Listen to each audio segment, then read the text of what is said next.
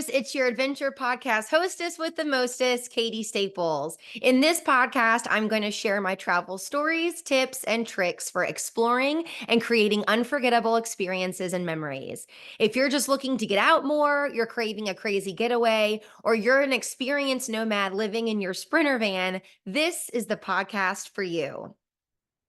Today, for our very first episode of The Great Escape, we are talking about adventuring on a budget. So, whether you are bougie or broke, you prefer planes, trains, or automobiles, or if you can't even spell budget, okay, this is your episode.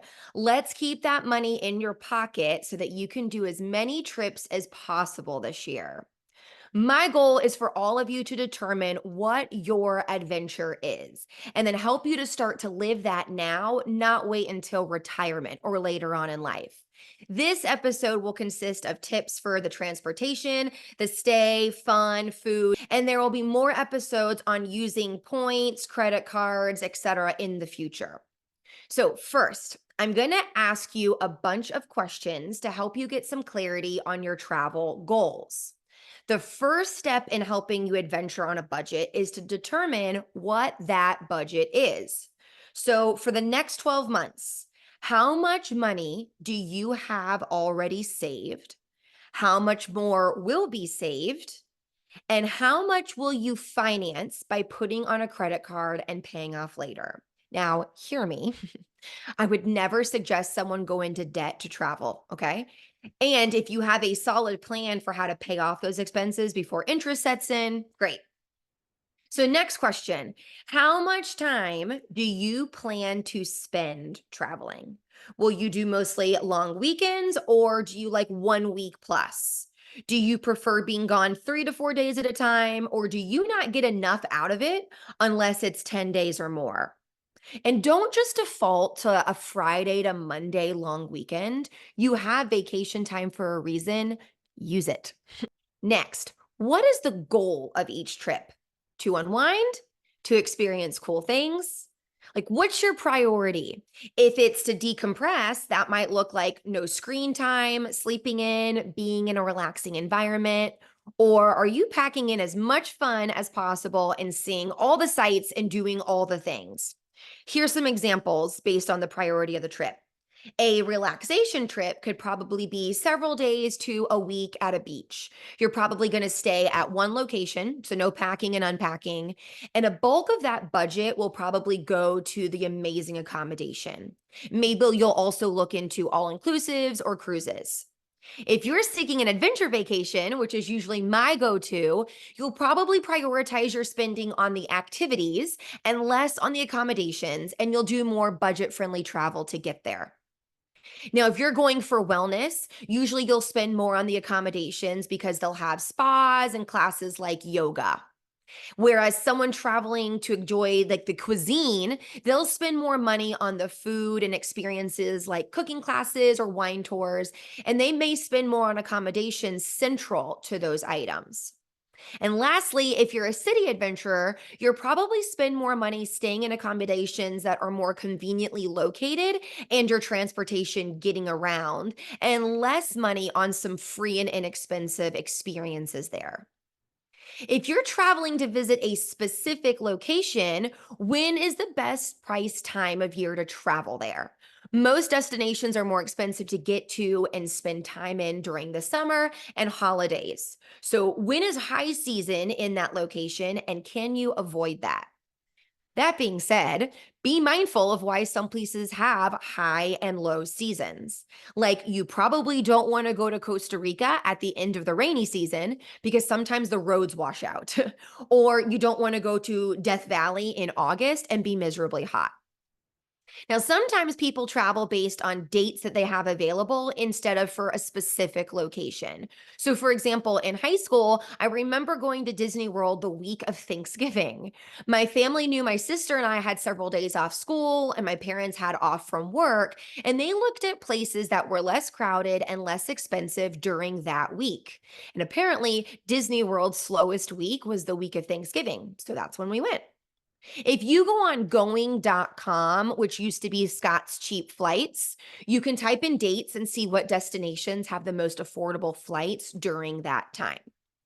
Now, when you have all of those things answered, you can start to nail down what time of year and how long you'll be there and what kind of activities you'll do. And you'll probably start to get a feel for what fits in this year's budget already. So let's now start planning how you'll spend the money. Let's put everything into a couple different categories: travel, accommodations, food, and fun. So, traveling to a place. Travel sites like Orbitz and going.com are great at showing price trends. Do some research and see how far in advance certain flights are priced the best. Google Flights will email you when there's a flight that you've been watching and it has a price change. When I fly, I usually use Orbitz to check out which airports are the best. If there's a few options, like DC has 3 airports in the area, Dallas has 2, yada, yada. And I can check the price discrepancies between brands. Now, I am definitely a Delta snob. Okay. I have hella brand loyalty there. However, they don't fly direct everywhere, and they're definitely not the cheapest. So sometimes I deviate from my usual Delta flights if there's a significantly better option. Now, because I fly Delta so much, I got their Reserve Amex card. It is heavily used. And I score a bananas amount of Sky Miles there. I get free check bags, I get access to the lounges, etc. Pack light to avoid baggage fees. We'll talk more about that in a later episode. Yet for right now, just remember that you can fit a lot more than you think in a backpack and a carry-on bag. Pack items that can be reused, or consider purchasing things like shampoo at your destination. That'll save you some weight and some space. Typically, flights are well priced 6 to 8 weeks out for domestic and 8 to 12 weeks out for international. I think there's a big myth that booking on a Tuesday is when you'll see the best prices, and I disagree. Y'all, some weeks of the year, your girl's on 5 flights a week for work, okay? So I know how to book flights. The thing about Tuesdays is that's typically the best price day for the flight, not when you book. So Tuesdays are often the best price day to fly, and Sundays are usually the worst price day to fly. I don't love always being in the air, so I'm definitely a nonstop flight girl. Another reason why living in Atlanta and using Delta is the best is because you can get a lot of places nonstop from Atlanta on Delta. That being said, at times, nonstop flights are the least expensive, and other times it's hundreds cheaper to have a non-direct flight. I almost said a nonstop flight. So look at the direct versus non-direct flight price options. And I know that red-eye flights aren't people's favorites. Believe me, I did 7 of them last year, flying from Hawaii back to the mainland, and they can be your cheapest option. And if you're changing time zone significantly, your body's already going to get weirded out. So you might as well just get all of it done while you sleep. Now, that being said, there are right and wrong ways to do a red eye. So we'll do an episode on that in the future too. Remember, the cheapest plane tickets aren't always the cheapest plane tickets. Like, if you had the least expensive ticket, have you factored in baggage fees and food and drink on the plane? Like, I know Spirit and some discount airlines have low seat prices, yet by the time they charge you for your carry-on sometimes, a checked bag, your beverage, a snack, you could have just spent $75 more for Delta, okay, and gotten all that included, plus a TV screen in the headrest and more legroom. I'm just saying. Delta, sponsor your girl. So traveling while you're there. Okay, you got to your destination. And if you're getting a rental car there, I highly suggest using a site like Orbitz first to check out which brands are the most cost effective for that location on those dates. And not all brands are available in all cities. Then I book directly through the company so I can rack up points with them. I usually like budget the best, especially because you can enroll in Fast Break, where you pick out your car that you'd like and you get it right away, avoiding any lines at the counter. Now, be mindful of the kind of car you're getting. Usually, I opt for the cheapest thing, which is like a small Kia or Hyundai. Sometimes the cheapest option will be a manager's special, and I learned to avoid those because typically you're given whatever they have in excess of that day, and there's a reason they have so many. So one time I got a gigantic truck. And the size wasn't an issue for me because I drive a truck at home, yet it guzzled gas. So that made it more expensive in the long run. Or sometimes they also will give you an electric vehicle, and in that you'll have to charge or pay a fee if you don't bring it back charged to a certain level. Now, sometimes I opt for something different than just the cheapest little sedan because of the experience. So, for example, in Hawaii, you best believe I got a convertible one time. Trust me, the road to Hana will be much better with 360-degree views. Or when I car camped in Joshua Tree, I got something whose back seats would fold down the best because I was more comfortable. When I did the Colorado mountains in late spring, we got a four-wheel drive SUV because there was still snow and ice. Unless you must get your own vehicle because of the distance between your accommodations and the activities, I highly recommend looking into public transportation. And not just Ubers and taxis, check out the bus or rail systems, or consider how much could you walk or rent a bike, get a scooter, whatever. Okay, so your stay, the accommodations, along with flight loyalty programs, definitely consider hotel loyalty programs. I use Wyndham Hotels a lot with work, so that gets me several free nights every year. Now, hear me, these are not the nicest places, okay? It's not the Hilton that I do 2 times a year for work conferences, yet they're economical. Most come with a hot free breakfast, and they are everywhere. You will find one of the Wyndham brands in every city. When it comes to accommodations, think about how many nights and which nights you'll spend in the higher quality and pricier locations. For example, if you're flying in and out of a location, you'll probably be staying close to an airport either coming in or before flying out.